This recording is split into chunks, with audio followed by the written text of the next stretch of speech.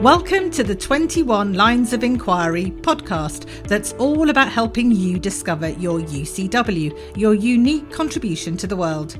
Join us as we delve into the 21 questions that will help you be more intentional about bringing your gifts into your career and your life overall.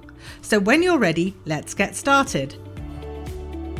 Hi, it's Anita, and in this episode, we're going to look at the question, what do you need to prune in order to offer your UCW? It's very easy when you want to make a change in your life to start by thinking about what else you could be doing or should be doing. However, an equally fruitful line of inquiry is the exact opposite. What could you maybe stop doing or do less of in order to give you the space you need to focus on the things that are most essential? In a garden, and if you've heard the previous episodes, you'll know by now that I am not known for my green fingers, but even I know that in gardening terms, if you want to get a plant to grow more effectively, you need to do some pruning. You cut away the leaves and the stem, sometimes quite radically, so that it almost looks like you're destroying the plant. But then, lo and behold, the plant grows even more abundantly. And this somewhat counterintuitive way of cutting back to stimulate growth is no less true for human life to fully flourish too. So this idea of pruning became very relevant to me in my own career and life just before lockdown. If you've listened to the rest of these episodes, you'll know that for many years I wasn't that happy in my work. I fell into a profession that gave me little joy, law in a city law firm. And then I moved from the frying pan into the fire to an in-house law role in Hong Kong, then to a corporate marketing job at American Express back in London, and then on to a private banking role at UBS, Swiss but still in London. And all this time I put up with jobs where I felt lucky to be able to earn money to pay the bills, work with some nice people and fund a life out of work. But all the time I wanted to find meaningful work that I enjoyed, was good at, and that made a contribution to the world and allowed me to make a living.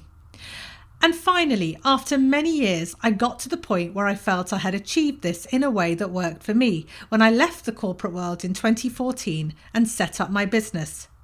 Now I was like a kid in a sweet shop with so many new things to learn and courses to go on, so many interesting projects to take on, coaching, mentoring, supervision, training coaches, building a business, speaking, writing. But now I had a new set of problems because everything was just so interesting. I struggled with new challenges, such as how do I choose what to say yes to and what to politely decline? How do I manage my energy and not burn out? How do I keep boundaries to protect family life from workload? And what had happened was when I started my business, because I wasn't sure what would take off and what wouldn't, and also because I was worried I might not earn enough to live on, I'd started many activities. I had a one-to-one coaching practice. I taught coaching at the AOEC, the Academy of Executive Coaching. I then became a coach supervisor. And all the time I was building the Career Intelligence Academy. What then happened was that all four of these activities grew exponentially, and I was getting busier and busier and not saying no to anything. Eventually, it got to the point by 2019 when I was nearly always on a plane or at a course, hardly seeing my husband and getting more and more exhausted. And it was only when lockdown came that I was forced to stop and reassess. And I realised through working with a wonderful coach supervisor at that time that there can be too much of a good thing.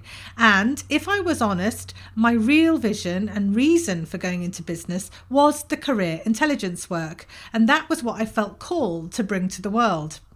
But here I was 4 years after setting up the business, and it wasn't quite growing the way I'd hoped. Yes, I'd created the workshops, but I was flying everywhere delivering them. It wasn't scalable. Basically, I didn't really have a business. I was simply trading my time for money, and if I wasn't there, nothing would happen. Yet the problem or main obstacle to this UCW of mine wasn't anything outside of me. It was myself. I was spreading myself way too thinly for the business to ever grow. And so I realized that if I didn't start pruning things, the business would never grow and I would never really be able to achieve my vision of getting career intelligence into the world. So once I got this, I made some difficult decisions and pruned radically. I decided I had to give up or say no to everything else that wasn't career intelligence.